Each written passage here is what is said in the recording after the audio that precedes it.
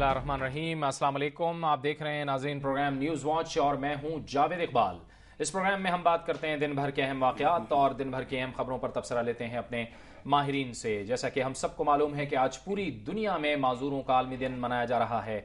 इस दिन को मनाने का मकसद यह है कि हर लिहाज से इन माजूर इन स्पेशल लोगों के साथ इजहार यकजहती किया जाए ताकि इनको भी माशरे में एक ज़िम्मेदार शहरी होने का एहसास हो और वो कभी भी माशरे में अपने आप को तन्हा महसूस न करें। अगर दुनिया की तारीख पर नज़र डाली जाए तो ऐसे बहुत बड़े बड़े लोग थे जिन्होंने जो माजूर थे लेकिन उन्होंने कारहाय नुमाया अंजाम दिए। फ्रैंकलिन डी रोजवेल्ट पोलियो के मरीज थे लेकिन वो अमेरिका के सदर बने।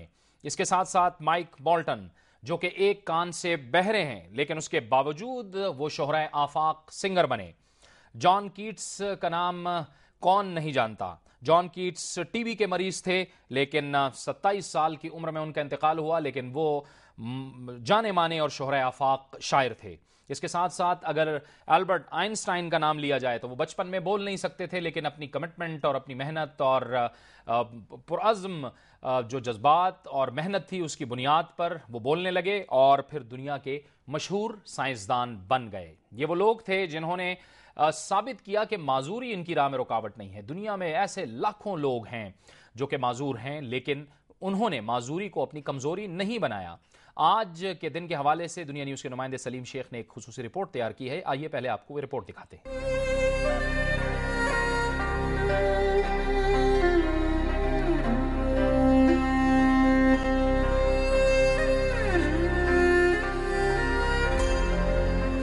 जिस्मानी या दिमागी माजूरी ने दुनिया के 10% लोगों को मुतासिर कर रखा है। इंसानी हकूक की तंजीमों का कहना है कि माजूरी का मतलब सलाहियतों में कमी नहीं, बल्कि ये वो लोग हैं जो एक नॉर्मल इंसान से ज्यादा मेहनत और जद्दोजहद से जिंदगी गुजारते हैं। इसलिए ये हमारी तवज्जो और निगहदाश्त के ज्यादा हकदार हैं। 3 दिसंबर को माजूरों का आलमी दिन मनाने का मकसद भी इन अफराद को मुआशरे का फ़आल शहरी बनाना है। खुसूसी अफराद की मदद करना अपनी जगह, लेकिन ज़्यादा जो मसले वाली बात है वो होता है एटीट्यूड की, कि इनको बुरी निगाह से देखना, इनको कमतर देखना, इनको ये देखना कि ये कुछ करने के काबिल नहीं है।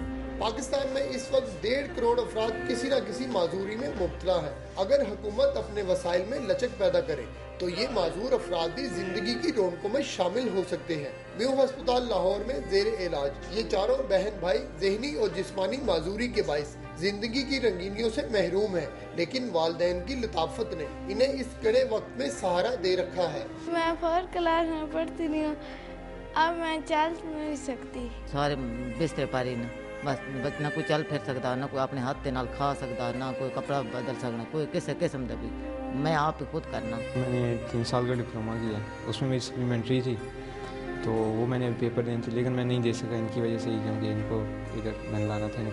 इनका ट्रीटमेंट कोई हो जाए, शायद वो हो जाए, क्योंकि फिर अम्मी को अकेले इनको संभालना मुश्किल होता है और ना ही मैं जॉब कर सकता हूँ। माजूर अफराद के साथ हमदर्दी नहीं बल्कि मावनत की ज़रूरत है, जिसकी बेहतरीन सूरत इन्हें इन सहूलियात की फराहमी है जिससे इनकी ज़िंदगी आसान बन सके।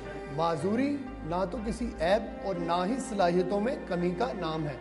ये सिर्फ तंदुरुस्त लोगों की आजमाइश है कि वो कैसे बाहमी रवादारी से इन माजूरों को माशरे के लिए मुफीद बनाते हैं। कैमरामैन नवीद सदीक के साथ सलीम शेख, दुनिया न्यूज़, लाहौर। माजूरी न तो किसी कमज़ोरी का नाम है, न किसी ऐप का नाम है और न सलाहियतों में कमी का नाम है। यही वजह है कि आज हमने अपने इस प्रोग्राम में स्टूडियोज़ में दावत दी है पाकिस्तान के 4 बार के व्हील चेयर टेबल टेनिस के नेशनल चैम्पियन जनाब इश्तियाक हुसैन को। बहुत बहुत शुक्रिया इश्तियाक। सबसे पहले तो हम आपको खुशामदीद कहते हैं और आज के दिन के हवाले से हम बात करेंगे आपसे। सबसे पहले तो ये फरमाइएगा कि आपकी अचीवमेंट क्या क्या हैं, आपने कौन कौन से अहम टूर्नामेंट्स जीते हैं? मैंने 4 दफ़ा पाकिस्तान लेवल पे गोल्ड मेडल हासिल किया है और उसके अलावा मैं 9th फेस्पिक खेल के आया हूँ मलेशिया में 2006 में। उसमें तकरीबन 42 मुल्क थे पूरी दुनिया से, तो जिसमें मैं एशिया ममालिक को मैंने अल्हम्दुलिल्लाह बीट किया है। अच्छा, एशिया के ममालिक को आपने बीट किया, कौन कौन से? उसमें इंडिया है, ईरान है और बांग्लादेश, इनको मैंने बीट किया अल्हम्दुलिल्लाह। अच्छा ठीक है। बचपन में आपको ये माजूरी बचपन से ही शुरू हुई थी? पोलियो था, क्या मसला था? मैं पोलियो था, मुझे पोलियो की वजह से मेरी दोनों टांगें اور ایک بازو یہ متاثر ہوئے تھے، اور اس وقت پولیو کے قطرے بھی نہیں تھے، ٹھیک، تو والدین کو اتنا مطلب معذوری کے بارے میں پتہ بھی نہیں تھا پولیو کیا چیز ہوتی ہے، تو ادھر ادھر دوسرے علاج کراتے رہے، تو جس کی وجہ سے جسم کا زیادہ حصہ جو ہے وہ نکارہ ہو گیا۔ اچھا، لیکن پھر ایک تو یہ بتائیے کہ پڑھا کتنا آپ نے؟ میں نے ایف اے کیا الحمدللہ۔ اچھا ٹھیک ہے، اس کے بعد پھر یہ ٹیبل ٹینس کا جو شوق تھا یہ کیسے پیدا ہوا؟ یہ کیا بچپن سے تھا یا پھر بعد میں ہوا؟ کیا کیسے ہوا؟ اس میں یہ تھا کہ ہم لوگ ایک ادارہ PSRD جس میں بہت سارے معذور افراد کا وہ ادارہ ہے، تو وہاں پہ انہوں نے ٹیبل ٹینس کی ٹیبل رکھی ہوئی تھی، تو وہاں پہ ہم لوگ دوست جو کلاس فیلو تھے وہ کھیلتے رہتے تھے، کھیلتے کھیلتے گیم اچھی ہوئی، پھر ایک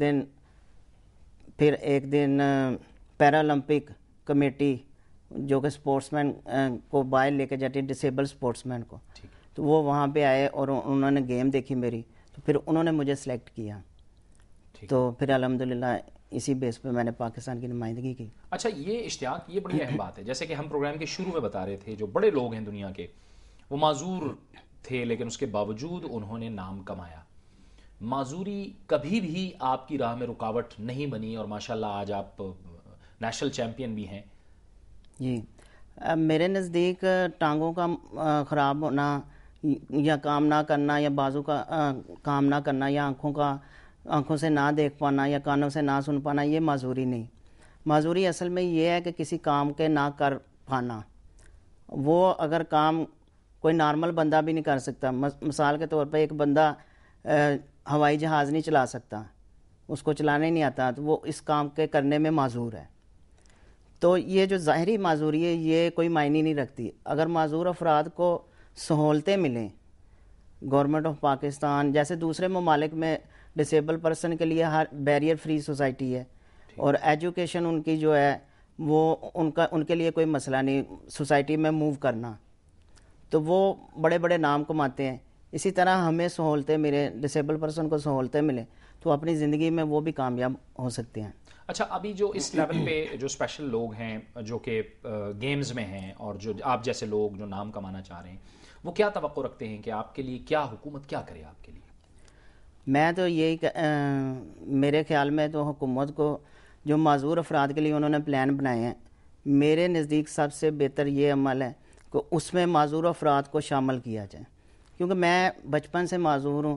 اگر میرے بارے میں کوئی کام ہو رہا ہوگا، کوئی عمارت تیار ہو رہی ہوگی یا کوئی اسٹیڈیم تیار ہو رہا ہوگا یا کوئی مسجد بنائی جا رہی ہوگی، تو مجھے پتہ ہے کہ اس میں موو کیسے کر سکتا ہوں، اس کو میں اپنی نظر سے دیکھوں گا کہ اس کو ایکسیسیبل کیسے کیا جائے۔ تو اگر معذور افراد کو جو گورنمنٹ نے معذور افراد کے لیے پلان بنایا ہیں، چاہے وہ ایجوکیشن کے ہیں، چاہے وہ سیاست کھیلوں کے ہیں یا کسی بھی قسم کے معذور افراد کے لیے وہ کام کر رہے ہیں، اس میں وہ معذور افراد کو لازمی شامل کریں۔ گیمز میں آپ مزید کیا کرنا چاہتے ہیں؟ آپ کا مشن ہے؟ میرا مشن تو یہ ہے کہ ہر کھلاڑی کا یہ خواب ہوتا ہے کہ وہ پاکستان کے لیے گولڈ میڈل لے کے آئے، جیسے ریسلر ہمارے یہ کامن گیمز میں گولڈ میڈل لے کے آئے ہیں، ایسے میری بھی خواہش ہے کہ میں بھی گولڈ میڈل لے کے اپنے پاکستان کا اپنا اور اپنے والدین کا نام روشن کروں، کیونکہ میرے والدین نے بچپن سے لے کے آج تک جو مجھے جو مقام ملا ہے وہ ان کی محنت سے ملا ہے۔ بہت بہت شکریہ، بہت بہت شکریہ اشتیاق حسین، ہماری دعائیں، پوری قوم کی دعائیں آپ کے ساتھ ہیں۔ اشتیاق حسین کا کہنا یہ ہے کہ معذوری ظاہراً نہیں ہوتی، ہاتھ پاؤں کا معذور ہو جانا معذوری نہیں ہوتی، بلکہ معذوری کام نہ کرنا ہوتی ہے۔ یہ ایک بہت بڑا سبق ہے پوری قوم کے لیے اور سب کے لیے۔ وقت ہو جاتا ہے ایک بریک کا، اور بریک کے بعد ہمارے اس پروگرام کا سلسلہ جاری رہے گا۔